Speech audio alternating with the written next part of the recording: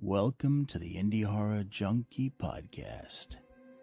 Tonight, you will be joining Rotting Ricky and Asylum Amy as they play host to some of the true movers and shakers in the indie horror scene. So lock your doors, check under the bed, and get comfortable, because here we go.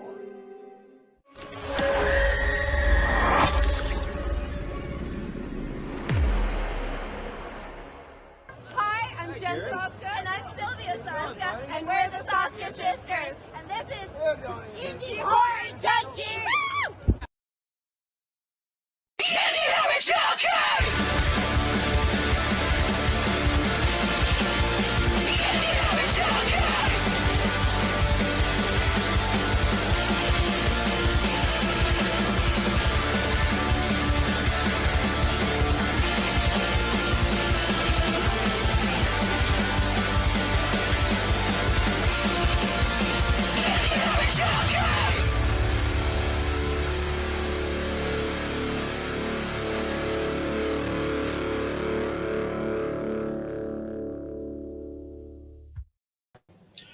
Hello there. What's going on, my brother? What's happening? All right. Well, thank you, everybody, for joining us. As usual, we have a great show lined up here for you. Another indie horror filmmaker that we want to chat with and get all the goods on. But before we bring them on, let's go ahead and do a little housekeeping. Yes, sir. All right. First and foremost, we have, of course, our Scaricon event that's coming up in September. It'll be September 5th through 7th. It's going to be held in Syracuse, New York. We are so excited to be teaming up with this team and with the guys from Fuzz on the Lens, which, of course, have Terrifier and Stream. It is just going to be an absolute blast. We've got a whole bunch of special guests that are coming on board with more to come. Let me go ahead and whip through them real quick here. We've got, of course, Felissa Rose, who always has a great line. Everyone. Absolutely. Yep. We've got Dave Sheridan. Really excited to see this guy and meet him. We've got Daniel Roebuck, a good friend of mine who's been in pretty much everything ever. So I can't wait to see him out there. We've got Kane Hodder. I mean, who doesn't want to see Kane Hodder? Come on. You know, Friday the 13th, Hatchet. Come on. Yeah, exactly. So very excited to meet him. I don't think I've ever met him. Phil Falcone, another guy that I really want to meet. Special effects guy for Terrifier. Really excited to meet him as well. We've got Jesse Posey, which I've never seen Teen Wolf, but I've heard so many amazing things about it. So my wife and daughter watched it, so Yep. they'd be excited to get a chance to meet those two. Yeah, there you go. And Tyler Posey as well. And then we also have Eugene Clark from Land of the Dead, George Romero. Can't wait to see him. That's going to be really cool. Jonathan Stark. Oh, here we're going to rattle off a few from my absolute favorite 80s horror movie, Fright Night. Jonathan Stark's going to be there. Who else do we got that's going to be there? Stephen Jeffries. Oh, my God. So cool, Brewster.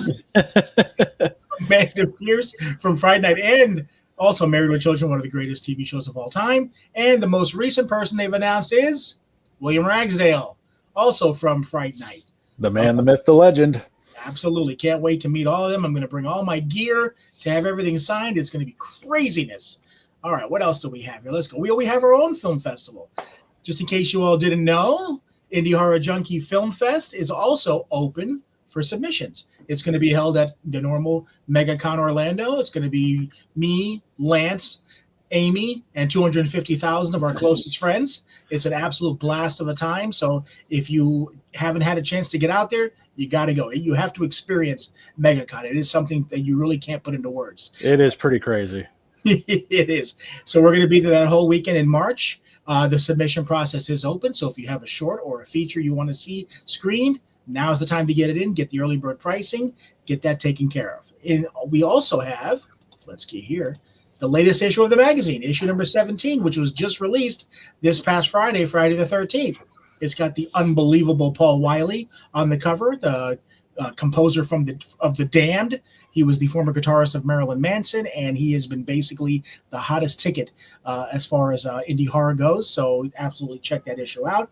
Our indie horror hottie is Brandy Roderick, and you can see there on the right all the different articles and stuff that we have in there, including from my good friend Joe Davison, his latest, which is Demon Queen Pinball Machine. That title alone, I've got to get a t-shirt. Yeah, the title alone has me hooked. I have to see it. Absolutely. I have to see it. I got to get the t-shirt too.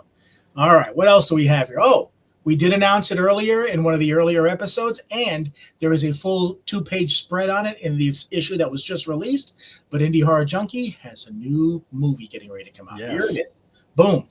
Reels of the Dead. This is an anthology film.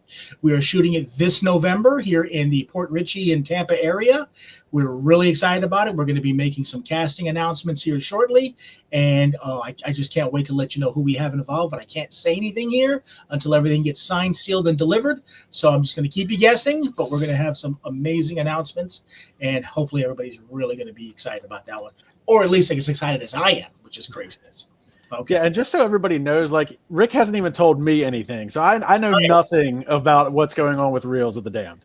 The attorneys have told me to halt, cease, and desist until everything is signed and delivered, so I am doing just that. But on another note, we have Nightmare Collection. This is something that I started back in 2001, so this is really 25 years in the making. Nightmare Collection 1 came out then. Then we came back and we did Nightmare Collection 2 back in 2022, I think it was. And then we just recently did Nightmare Collection 3. Finally, we've got them edited. We've got them all put together, and they're coming out on DVD. I just received the DVD copies of Nightmare Collection 2 today, so they're shipping out now. And Nightmare Collection 3, we should have sometime, I would say, in the next week or so. And then with that, that'll be the trilogy. Nightmare Collection will get put to bed. The saga of Necronancy will get shut down, at least for now. You never know. Never say never. But at least for now, because we're going to focus all our attention, obviously, on Reels of the Dead. Let's see. The only other thing I think that I wanted to mention here is that we also, of course, we try to mention this all the time, is we have The Clock. The Clock is right now out there. It's doing really, really well. A lot of people are watching it, getting a lot of great reviews for it. Love it. I mean, it was something that we did for a very small budget, but we all put a lot of blood, sweat, and tears into it. Enjoyed the film, enjoyed making the film. It's out on a lot of your favorite streaming sites, including Vudu, Prime, Chilling. It's also available on Blu-ray. If you get the Blu-ray, you also get a couple of special features, which is audio commentary from myself and from Salo Zayas, who was the VP of Murder. And you also get a little 45-minute featurette called Hickory Dickory Doom. And that's basically all about this old-time radio show that I listened to back when I was 13 that the movie is actually based on. So you'll get to learn all about it, and you'll actually get to hear the entire radio show. So there you go. So I think that's about all we have for right now. So tarot cards. Tarot cards. Look at you. See, that's why I've got you here, brother. You keep me straight. Tarot cards. Look at that, huh? This is a great, great little group. I mean, it's basically an app that you download on your phone. A lot of independent filmmakers have gotten involved in this, so they make digital trading cards for all these indie horror films, and it's free to download. It's free to play. It's an actual online trading game. You get cards from the different movies. You can trade them with your friends. You can collect them, and if you collect all of the cards for one particular movie, they have bonus cards that come out and everything. So it's such a cool little thing. So if you haven't already, there's the QR code. Snap that up. Check it out. The Clock is on there. There's a couple of cards that we have there. You got to check it out. Like I said, it's free to play, free to download. You got to check it out. It's really cool. They're adding more movies all the time, and it's such a cool little thing. So I love it. All right. Are we all good now, Lance? I think that's everything. I think you covered everything finally. Whew. And I got it all out fairly quick, too, so we don't keep our guests waiting. Our guest we have, here is a little sneak peek on what we have for him. This is the actual write-up that's in issue number 17 that you can get. His name is Shawn Thompson. I've been chatting with this guy forever. I can't wait to see this movie. It's a good 3-page spread there on it. It's a movie called The Hive. So we're going to be talking all about that and about many other films that we have ready for him. But before we bring him on, as we always do, we're going to go ahead and play the trailer. This is the teaser trailer for The Hive, and then we'll have Shawn with you. So sit back and enjoy.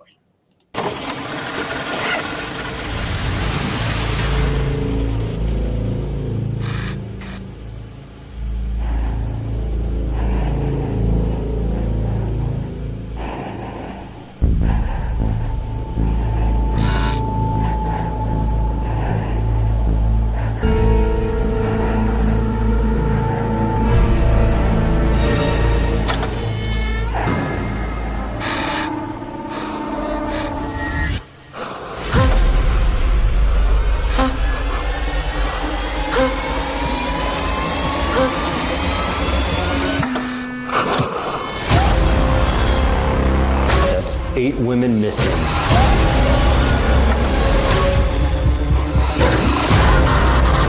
In 4 months.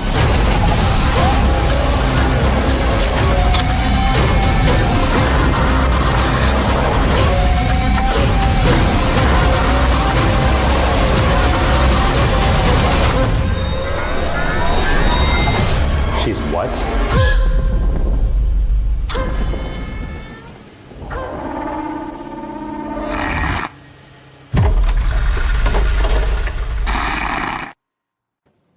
Very cool. Very cool. Hello, Shawn. How's it going, brother? I'm good. How you guys doing tonight? We're doing well. Good. All right. Give us a little bio on yourself. How did you get into this crazy world of filmmaking and why?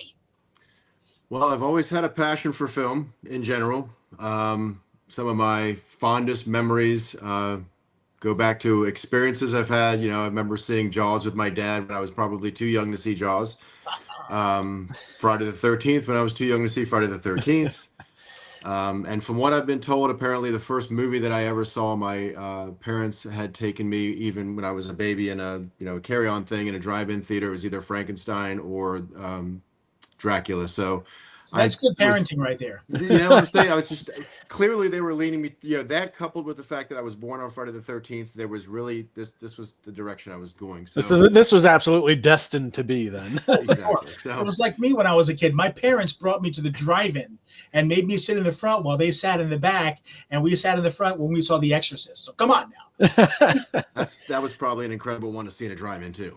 Oh my God, yes, I loved it. And when you mentioned Jaws, it's the craziest thing because obviously the 50th anniversary. Yep.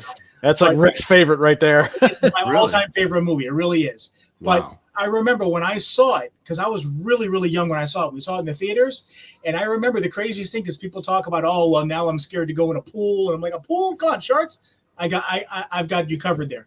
In the theater, I remember the floor was like so dark you couldn't see it. I had to have my feet up in the chair sitting in the theater and didn't think of it until later thinking, how stupid is that? But that's how that movie affected me. But yeah, I mean, fast forward 50 years. I'm a software developer in my profession. So fast forward 50 years, and believe it or not, COVID happened. We no longer went into an office place. So I was working from home, which means the 90-minute commute each way was gone. So there's, a couple hours of your day restored.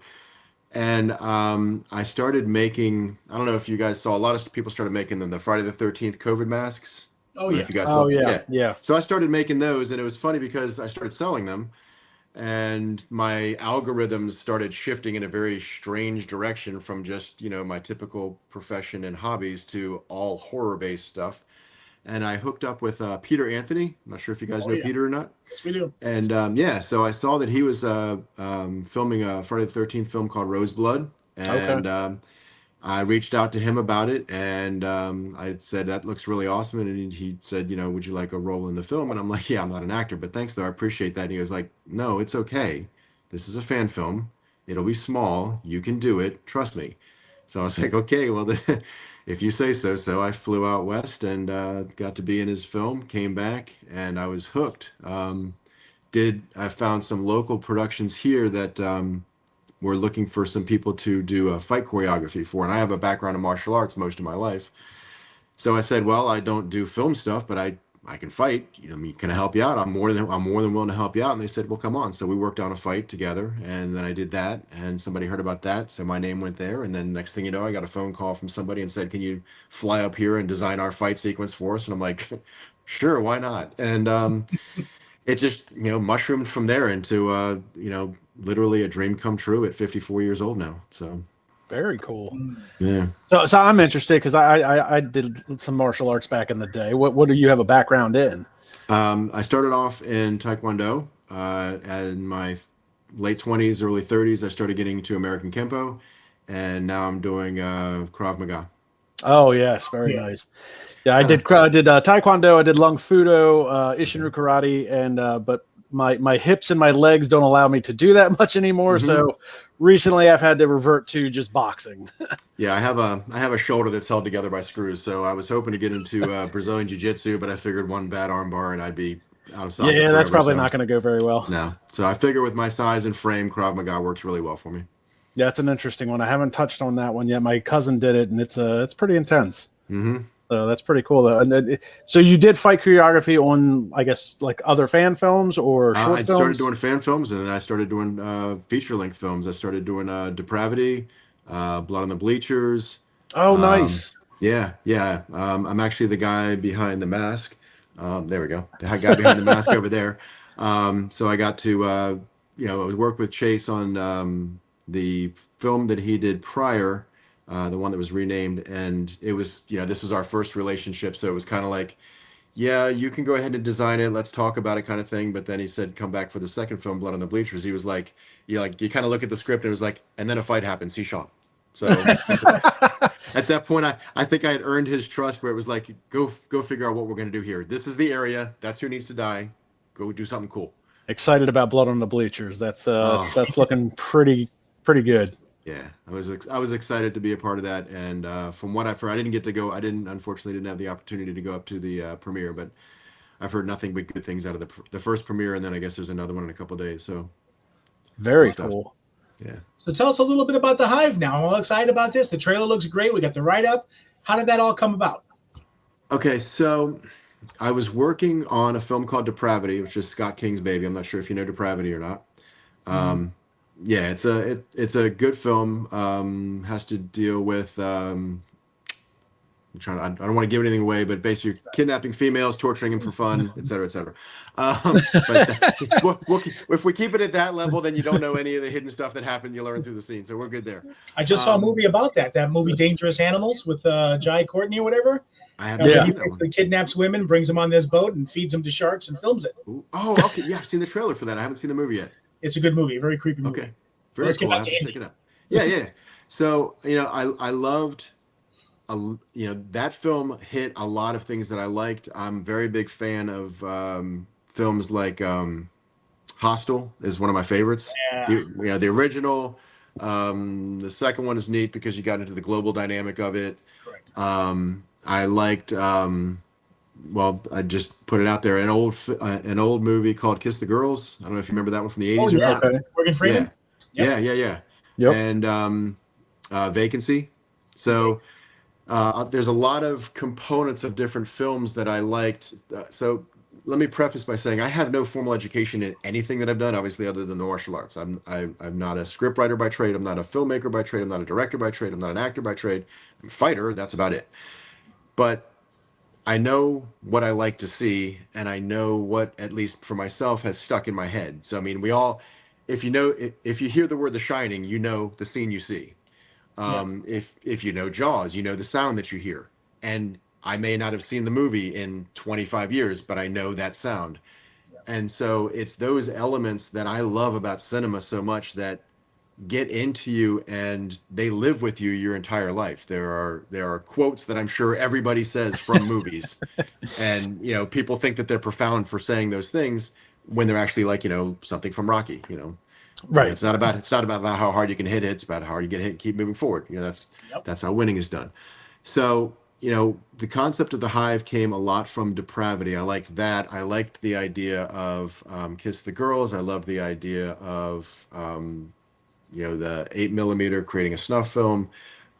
But I also liked at least the first several films that he did, M. Night Shyamalan, with that twist at the end. And then the first several films, you couldn't guess the twist, and then they kind of sort of became predictable after a while. But I liked the idea that your brain is going one direction. One of the other things that I also like is a lot of the older movies, and we're seeing some of the movies kind of go back there again, where you're watching the movie and you're engaged with the movie, as opposed to just kind of half-heartedly watching it while you're playing on your phone and waiting for the music to amp up so you can see what the next kill looks like. Yeah. I like the movies where you feel like you're invested in a character, you're invested in what's going on. There's it just reminded me of just some of the old movies like Dead Poet Society, and it's a different genre obviously, but Dead Poet Society, when you get invested in a particular character and you're heartfelt for a character, that emotional content. Yeah, that's the kind of thing that I want, and more so than just saying, look how bloody I can make somebody. Right. So in the Hive, okay, so have you guys, I'm not sure if you guys seen I think it was called Sound of Freedom, the human trafficking movie. Yeah. So if I can go on a tangent for a brief second about that film. Sure. So do you remember the scene in the movie where the guy's sitting there with his bottle of liquor and the little girl walks into the bedroom, and it's the hotel room? Vaguely. Yeah. Yes. I do remember So that, yeah. So he's sitting there, and this pure innocent little girl walks into the room, and the first thing I'm thinking is, please God, don't show this. I don't want to see this. I know what's going to happen. I don't want to see it. Right. And then he pulls the curtains, and then they move the camera down the street so that you see the window with the curtains, and it's dead silent. And at that point, I'm going, I don't want to hear a scream. I don't want to hear a cry. I know that they're going to do it. That's what they're going to do. God, please don't do it. And it felt like that silence felt like it was 5 or 10 minutes. And if you timed it, it was probably only 20 seconds, but it ripped your heart out waiting for this, unfortunately, little girl to screaming because she's getting tortured. And it dawned on me in that scene, and it made me rewrite some of my scenes, that my mind went to a place that the filmmaker didn't need to go to. Yep. It went to a much darker place than they needed to show me. And at that point, I was like, wait a minute. I started revising pieces of my film and said, I don't need to show this. I can show something leading up to it and let the viewer's mind go there themselves. Because if they're a horror junkie, they're going to go dark. Yep. And I can't, and I may not, with the budget of an indie film, be able to go as dark as their mind can go. So this film has a lot more with emotion. To touch on the story of the Hive, it's basically, as it says on IMDb, the police have been dealing with a lot of missing women. No bodies are ever found. No evidence is found. And all leads go to nothing for whatever reason. So they bring in some FBI agents, and the FBI agents are very straight-laced, by the book, blue collar. Through the investigations, they start interacting with a small town, I won't say it online, FAFO kind of sheriff. Mm-hmm. And obviously, if you have someone that's, you're in my town mentality, and you have someone that's like, sir, we're just trying to follow the law, blah, blah, blah, blah, and those two worlds are going to collide.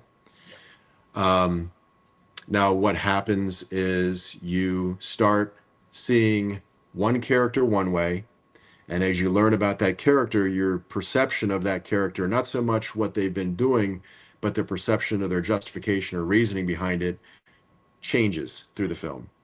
And then you look at another character, and as stuff starts happening to them, your belief system about them starts to change as well. So the two characters, I won't say they switch places per se, but in a world where things might often be black and white, in the end, black and white become black and white, and things switch. And there's a reason for it, and I explain that in the movie.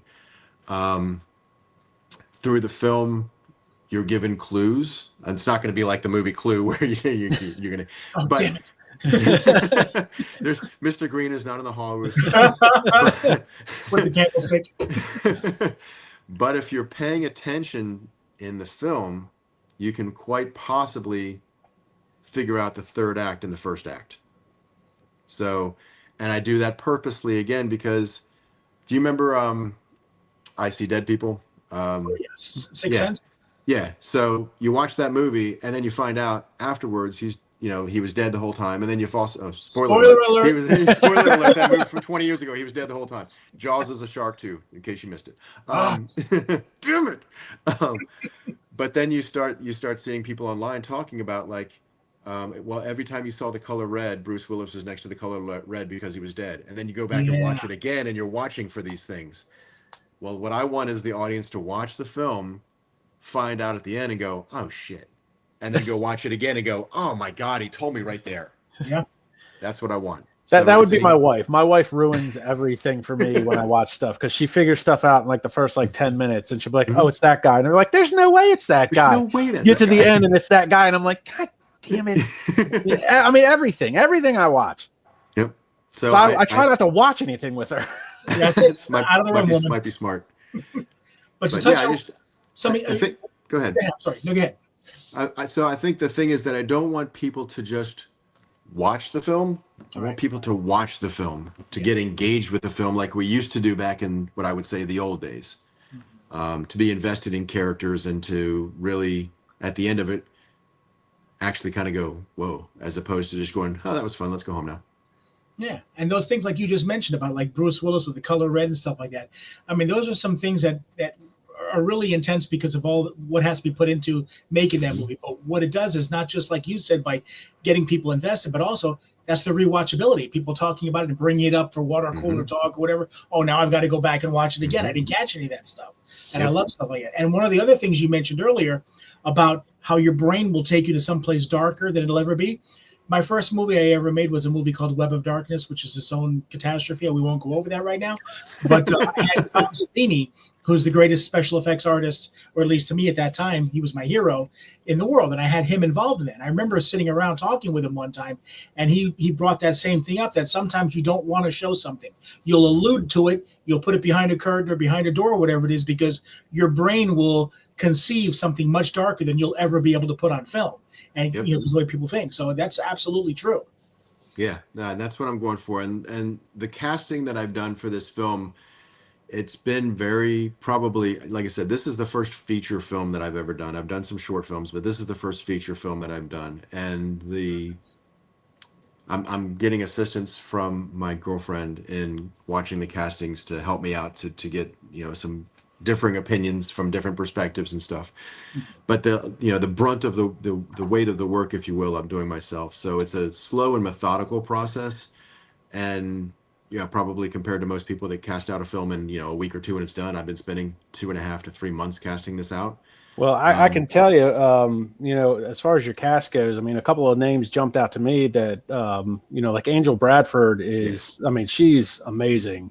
Yeah. And James Stokes, I don't know what his role is going to be in the film, but I've watched him with Jason Pitts, The Forest Through the Trees and his Varese Night of the Beast. I mean, James Stokes is top notch. And I've been following Amanda for a while now as well, and I correspond with her on Facebook and follow her on YouTube. She's got a lot of stuff going on really quickly. So I mean, she's been coming, making a name for herself relatively quickly.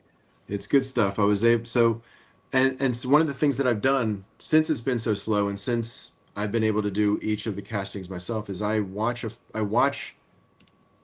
so I do like this, we're going to cast this one role, and I get everybody that wants to go for that one role. And then I watch them, and knowing all the other characters and the dynamics that each character has, let's say I get these 3 people at the top in this role, and I got to choose one of these 3, but this one would be phenomenal in that role.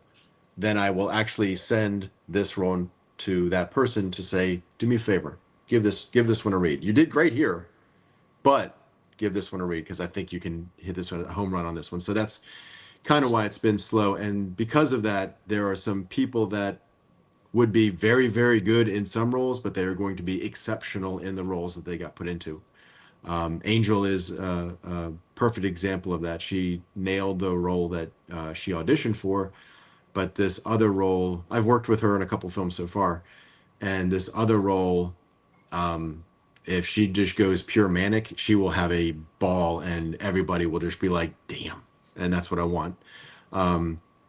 There's something in the film too that I have, like, it's going back to the touching on emotions per se, because like I said, I don't just want this to be a bloody horror thing, which is fine. I have no problem with that. I love bloody horror, but I want to do something a little bit different. If you think about your spouse or your daughter or your granddaughter, depending on your age, being kidnapped, there's no ransom. They just vanished off the face of the earth. The emotional things that you would go through with something like that. You'd have anger, you'd have frustration, you'd have guilt, you'd have despair, all the different emotions. In the film, the FBI agents, while they're going through the different people some of the different people that have been kidnapped, some of the people that they talk to, one of the characters, it's actually the first one I cast, is someone that she's intense. I like I said, I'm very visual. So when I did the casting, I was like, imagine Michelle Rodriguez from Fast and Furious. That's what I want. I want a badass, and I got a badass, and Megan Schultz, and she is phenomenal. And in the role, she actually in the scene, she actually is going to be basically she's gonna be working on a car or a motorcycle, depending on what I can get a hold of. And basically, she's gonna go at an FBI. She's gonna be wanting to go at an FBI agent because they've been giving her the runaround, and so she's basically want to take on an FBI agent. So you got the anger aspect there. I have Sandy Johnson in the film. She and her husband in the film, their granddaughter has gone missing and has vanished off the face of the earth. And for purposes I won't go into here because I don't want to give it away, they feel a lot of self-guilt. It's their fault. So I'm tapped into her for that, and she was like, I love this, I want to do it. And then there's the third aspect, which is a lone father whose daughter is missing. And I'll give away a little bit. He actually gets a copy of the video of his own daughter being murdered. Oh my God. Yeah, and that's the audition that I'm going with right now. And like I said, and I'm not going to bother showing her on the screen. I'm going to be showing him and his reaction to his own daughter getting killed on screen. So a lot of emotion, a lot of, oh my God, just like you both said. And that's kind of what I want. I want a horror/thriller film that brings tears to people's eyes. And in the end, it's going to be good. Yeah. Well, I really got to commend you on that construct because, I mean, you brought it up like a low budget horror. I think it's easy for, and I think I've said this before, but I think it's easy for horror films to make up for a lack of story with blood and gore. But it sounds like you're kind of doing the opposite. You're going to make up for the blood and gore with character arcs, story arcs. So I really got to commend you on that, especially for something that's going to end up being possibly relatively low budget as far as a full-length feature goes. Yeah. It's I've been very blessed. I mean, obviously, everybody tries to do an Indiegogo campaign or a Kickstarter campaign or whatever else is out there, and there are some successes and there are some not so much successes. But there's two sides to a balance sheet, and if you don't have the revenue, then you better not have the expenses. And I don't. I'm a person of faith, and I've been very blessed in the fact that a lot of people have stepped forward and said, I love the passion that you have about this project. I want to be a part of this project. I already have a job. Just let me be a part of the film. And you can't, when you have talent that's saying that to you, and it's not a matter of your compromising quality to stick a body into a film. You have somebody that you're like, I've told people, if I get the opportunity to do a second film and the campaigns run better, I can promise you I'll pay you what I should be paying you this time. And just out of sheer appreciation for what you're doing for me on this one. And it's just a humble gratitude that I have that, like I said, this is my first feature. I've done very well on 3 short films. But when I have people saying I'll fly in because I want to be a part of this film, because I see how passionate you are about this and I want to be a part of it, I honestly, all I can think to myself is, who the hell am I that somebody would want to do that for me? I mean, but I know where you're coming from, and that's the thing that's almost like a hot button type thing. I'm part of many different acting groups and filmmaker groups, and a lot of people sometimes will come on there and they'll get offended that, oh, you're making this movie and you're not going to be able to pay anybody or whatever it is, so why are you even doing that? And it's like, I get bothered by that, because at the end of the day, if you're putting on there that you're going to pay people and you bring them in and then you don't, that's wrong, and you should get chastised for that. But if you put in the post, don't have any money, we're doing this for free, this is a passion project or whatever it is, I have some roles here, who are they to get upset at that? If you don't like that, move on to the next post. But you've got actors and actresses out there that love to just make movies, that would be doing it themselves. If they find a juicy part or a juicy film and some people that they know that are respectable and are going to get their film out there, they'll do it because it gives them a chance to act, gives them a chance to network, gives them a chance to get footage for their reel. So they'll do that. Obviously, if you've got the funds or you have a way to get the funds, you obviously want to pay people. We've been doing that as well. Of course. I remember early on as well, we had to get people, for challenge films and things like that. We're paying for everything out of our pockets. At some point, sometimes you have to get people to work for free. So you want to take care of them on set, make sure they get their footage, and have something that's going to get completed and put out there. Yeah, I mean, well, I'm looking with each post or with each casting I've done, I said obviously pay is negotiable, and I got a lot of flack from some people that are like, well, don't you have a budget? And I'm like, and I kind of said, well, I sort of have a budget, yes, But if somebody hits a home run and it's out of my budget, and I say this is the budget and it's out of my budget, they're not going to audition. If something's out of my budget by, let's say, $200, but they're amazing, fine, I'll eat ramen for 2 months so I can afford them. Right. So, well, I think it says a lot about you as a filmmaker and as a person in general, that you have people that are willing to, say, take the pay cut or fly out at their own accord to be a part of the film. And I think, a lot of what Rick advocates is grassroots type stuff. And a lot of that is just having the connections and networking. I mean, if Rick called me tomorrow and was like, hey, I need you for something in Tampa, I need a body or whatever. Okay, I'll be there, man. You don't got to pay me. I'll do it just to help you out. Yeah. And it sounds like you got a lot of that going on as well. They just want to be a part of the project. Yeah, I have like I said, I've been very blessed in the fact that I've had a lot of people say, this is normally my rate, but I see how things are going, and instead of that, how about this? Can you do this? Yeah. And I'm like, yeah, I can do that. That's not a problem. And I like I said, I feel sometimes guilty saying, yeah, I can do that, as opposed to saying, shoot, I know that you're worth more than that. I'm sorry, and I feel guilty. I feel guilty in saying that, but I'm like, if they're like I said, all I can say is I'm just humbled and blessed that so many people would want to be a part of something that I think will be phenomenal when it's done. So, well, speaking of which, we have one of those people, I think, chiming in here. Hi, Ricky. Hi, Lance. Hi, Shawn. I had a blast acting with you in Werewolf Cabal. It's me, Marvin. Keep doing your thing, Shawn. Yeah, Marvin's awesome. He was, I don't know if you've seen Werewolf Cabal. No, so, I've never even heard of it, but I'm a werewolf fanatic, so I need to find out. So I flew out to LA for that one. He was a criminal in the prison scene, and I was a police officer, and I had to be rude to him in a scene. And afterwards, I was like, "Dude, I'm sorry, man," but he is one. He stepped up and he said, "You know what? I want to do some original music for you for your film." So I've had 3 different artists so far not only say that they would let me use some of the music that they have, but also write original music for the film. So I mean, how amazing is that when you're, instead of a lot of films, obviously, especially at the indie level, you don't have a budget. The music, a musical score and stuff like that is something you're like, man, I hope I can find some freebie stuff out there. But I've got 3 musical talents from different genres. I've been talking with a 4th one right now about one particular scene. It's a nice scene between a father and his daughter. Actually, kind of antithesis of the horror genre. It's a very sweet scene between the 2 of them.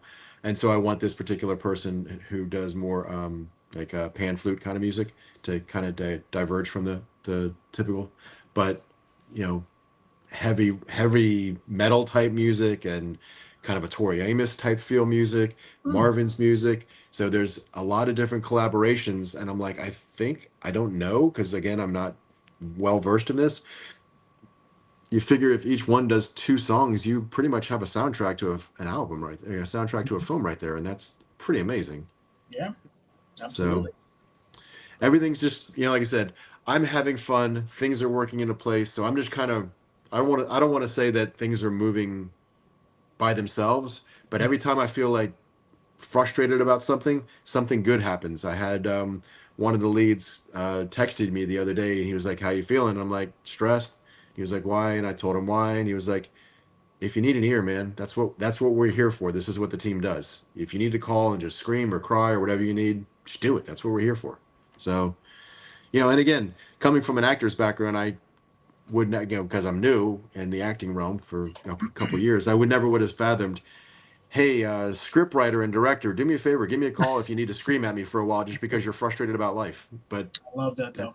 That's what family does. I know you've seen me use the term film family before, and that's very true. You start building a family of people in the film industry, and it's awesome.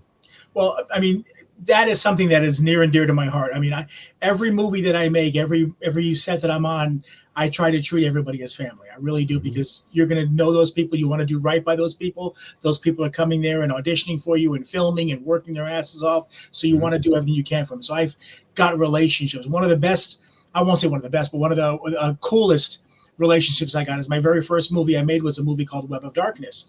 And in that movie, I got to meet a friend of mine, Helene. She was a 17-year-old girl at the time, just starting to act. I made her one of my vampires. Many years later, I made another short film, which was a dramatic piece, almost a faith-based movie called The Lost, and another horror movie called The Book of Nightmares. And I actually got to cast her daughter, Alana, as a little girl in that. So filming that was making, not only did it make me feel old as shit, but it made me feel good that her mother and I kept in touch, and she trusted me enough to have her daughter, and her daughter's one of the most amazing actresses I've ever seen. We're really hoping we're going to be able to get her into our new movie.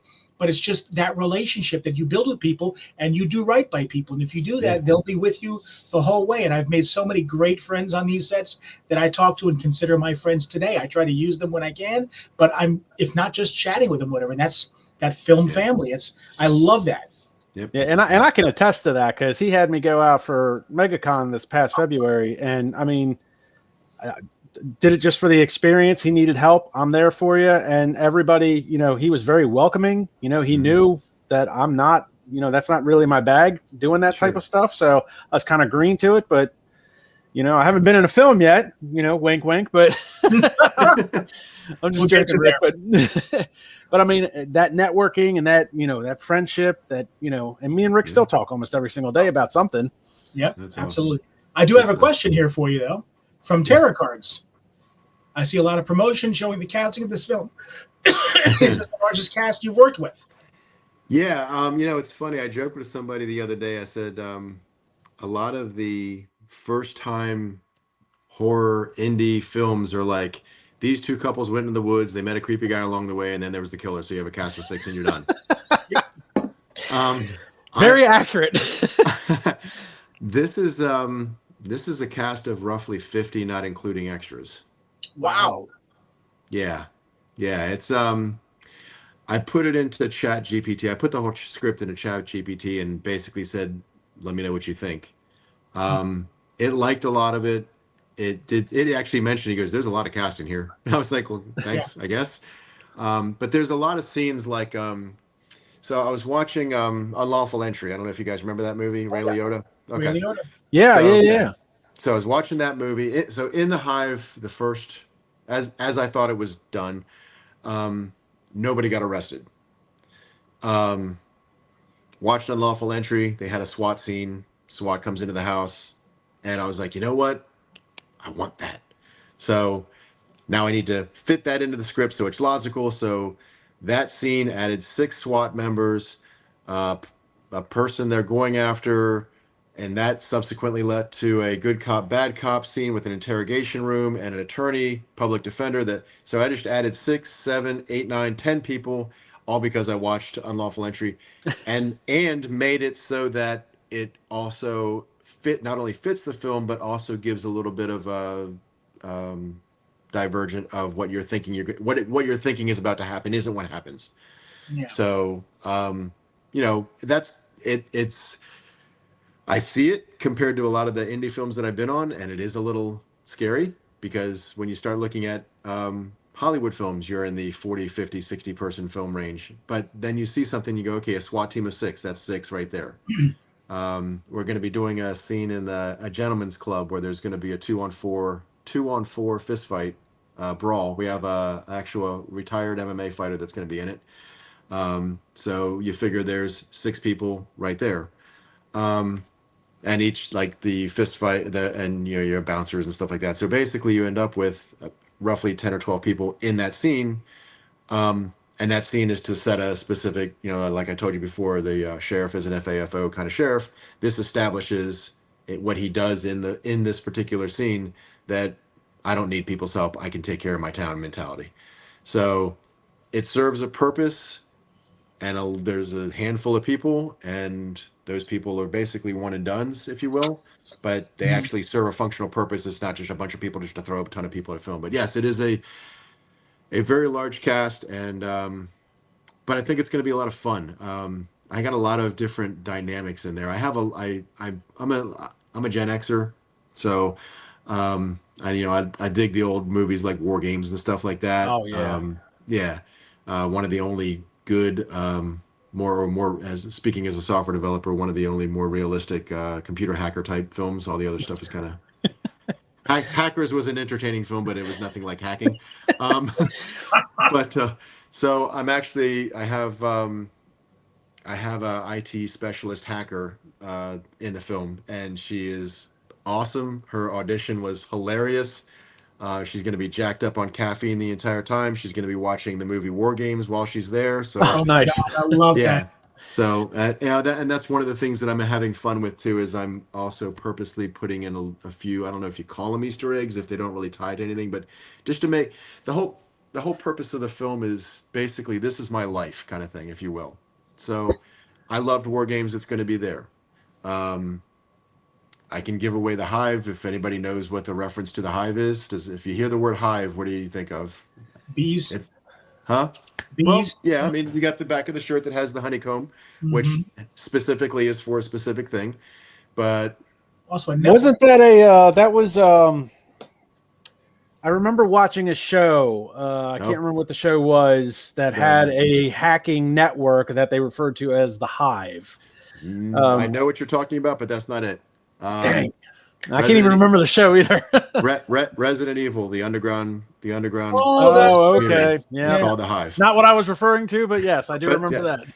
And I love the Resident Evil franchise. So, yep, they called it the Hive. So that's where the idea of the Hive came from. And then it actually spawned off different ideas for the actual Hive to make it not only just a reference to a fun franchise, but also logical in the reason that it's named.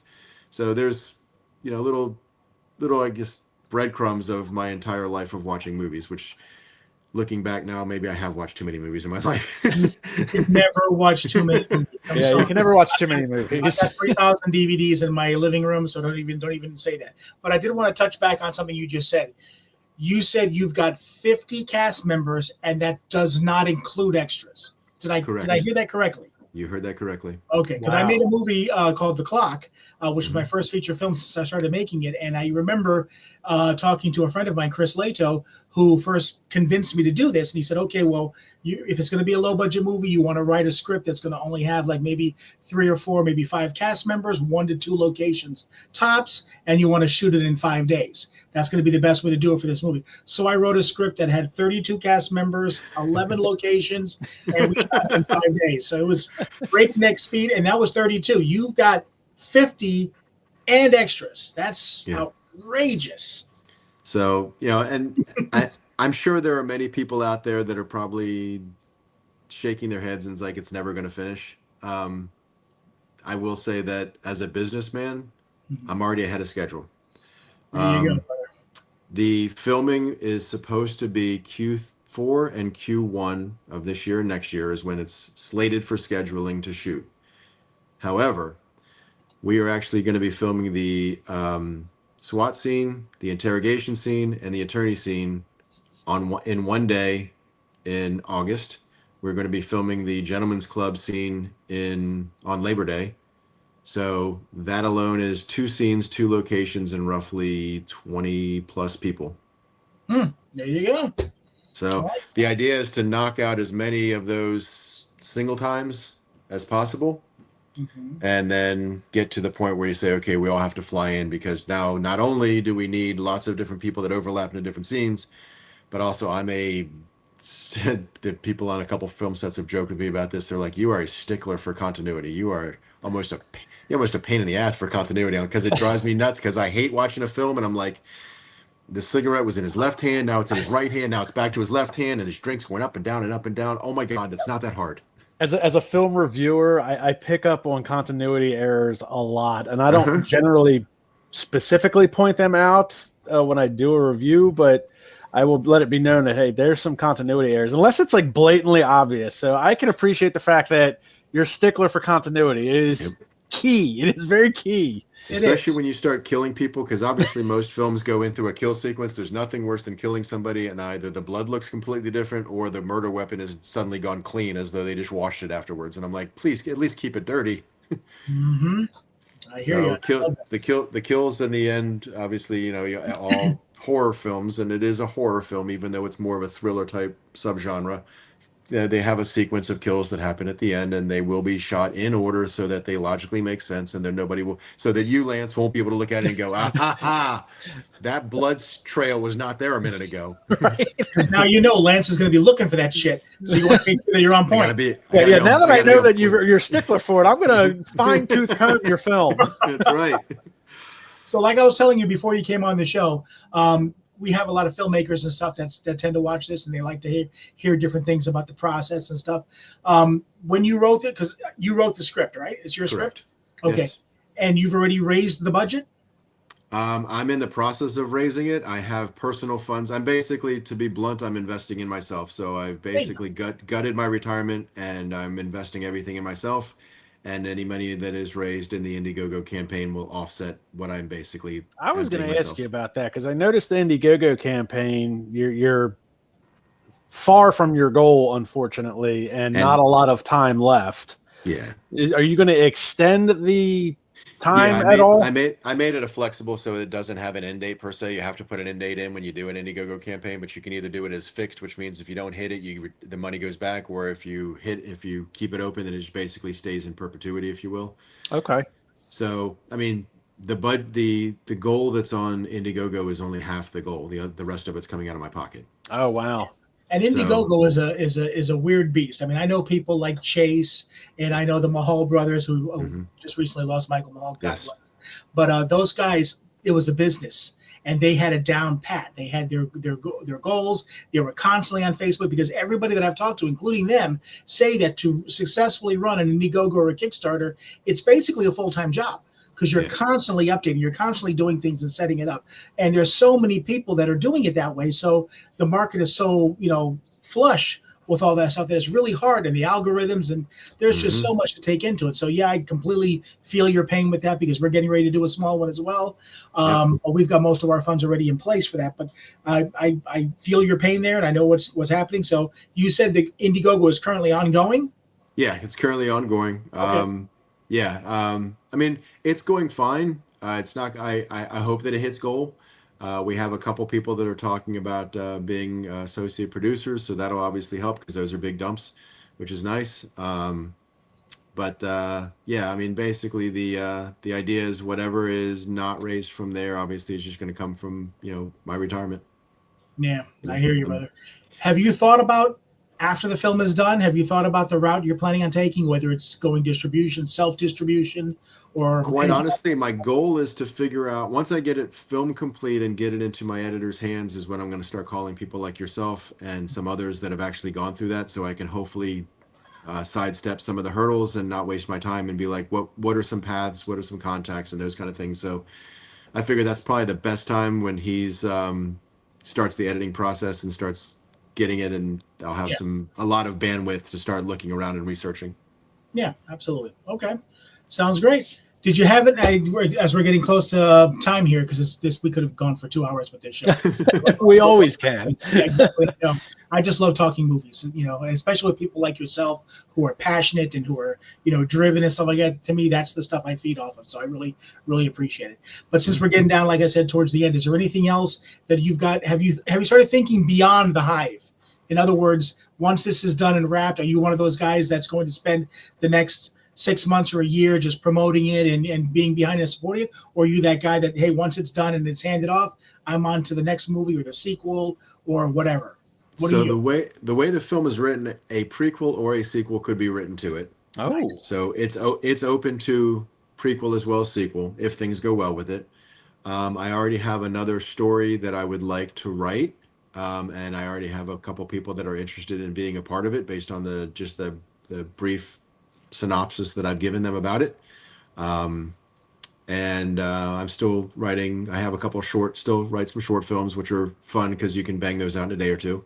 Yeah. And then I'm still doing acting and fight choreography. And so I'm still, it's funny. One of my friends jokes with me. They said, we've never met somebody that is, that works as much as you do. And I'm like, well, I got my regular job. I go to the gym at 4:00 in the morning. I go again at night. I've got Krav Maga. I've got acting, fight choreography, film writing.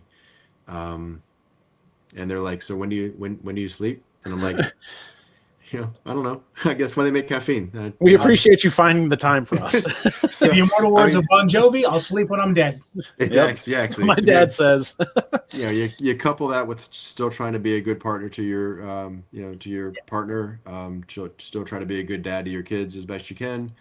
And I have my own small charity that I run as well. So I try to take care of the community as well. So good back. Absolutely. That sounds great. I mean, what was I just going to say? Is there a website for the Hive? It's thehivethemovie.com. Thehivethemovie.com. Definitely check that out. And also an Indiegogo, people, get on and donate. Yeah. Now there's a link to the Indiegogo on the website, of course, right? Actually, I don't even know if there is or not. I probably need to put that out there. I should put that out there. Yeah, direct as many people as you can from every angle you can. Yeah, that's a good idea. Yeah, there's a Facebook group that is heavily involved with the Indiegogo, so that's good. Yeah, but that's a good idea. I need to put that out there. And it's in your article, the Indiegogo, as well as the webpage in your article that you wrote. I appraight that. That was awesome. We're here to help. Good stuff. Is casting completed? I know you got a lot of cast members. Is casting completed? I'm getting in. The gentleman that watches his daughter being tortured and killed, they're sending the auditions in this week, so I'll be reviewing those this weekend.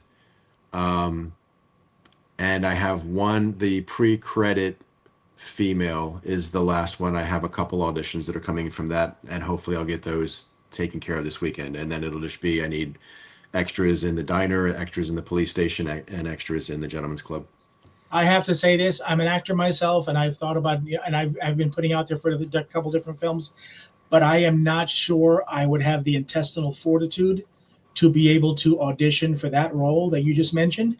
Yeah. Because the depths that guy's going to have to go to try and, I mean, I'm big with kids, and my kids and everything. It's like just to see anything in a movie with kids or whatever it is very disturbing to me. Like Schindler's List, with the girl in the little red coat and everything, haunts me to this day. So when you explained that, I mean, I can't imagine that guy trying to get to that level of where it would be. It's just, I mean, I got goosebumps just thinking about it. It's horrible. Yeah, I can't even be in a room with like Law and Order SVU on. It just bugs the crap out of me.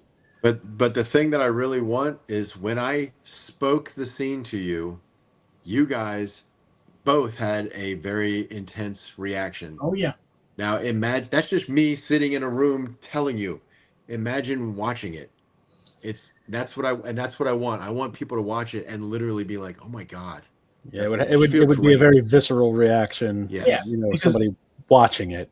Yeah, because like me and like almost everybody else out there, you put yourself in that position. So I would be trying to imagine myself as that guy, and that would be gut-wrenching. And again, you don't have to show her at all. No, you're showing his reaction. His reaction's enough, because and that's probably even worse, really. Yep. Even though I can't imagine seeing her and I don't want to, but what your mind's going to go. You said, is going to go to a dark place. And if you have kids, I mean, oh my God. Yeah. So. Well, what's interesting about a scene like that, just the way that you described it, I think a lot of people, when they watch a movie, like they kind of go through the whole, well, who would I be in this movie, type thing. But just that particular scene, even if you're a father, an uncle, a brother, like every guy almost is going to be able to relate to that scene if they've got some sort of female counterpart in that type of relationship. Yep. So that's where you're going to get that visceral, like, oh my God, I don't know. And like you said earlier, it's a matter of where the mind goes from there. Exactly. Yeah. So that's wow. All right. Well, if you don't have anything, where can people find you? If somebody wants to ask you a question, chat with you, whatever, where can they find you? Yeah, I'm on Instagram, ShawnAlexanderThompson.com. Just make sure you spell Shawn with the SHAWN. ShawnAlexander.com. I'm on Facebook. Email is Shawn@everythingthompson.com. All right, sounds good. You got anything else you want to chat with him before we get the hell out of here?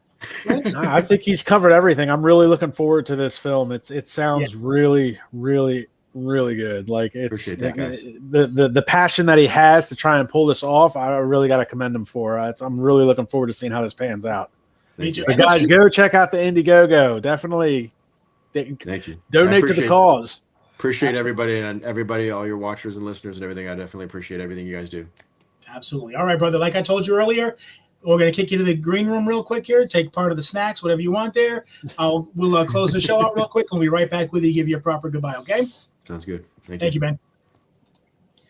Wow. I mean, the teaser looked really good and got my attention, but for him to describe that one scene, just that one scene alone is one of those things that I think is going to get people talking, is going to get people thinking, and is going to move people in one way or the other, which is always good for a film. Yeah, so he's thinking really big for a lot of this stuff. That's a lot of big time movie stuff that he's going to try and pull off, and I'm really looking forward to see how it pans out. And I think the passion and just the cast that he has that I've seen and the cast that I know that's going to be in there, it's going to be a good flick.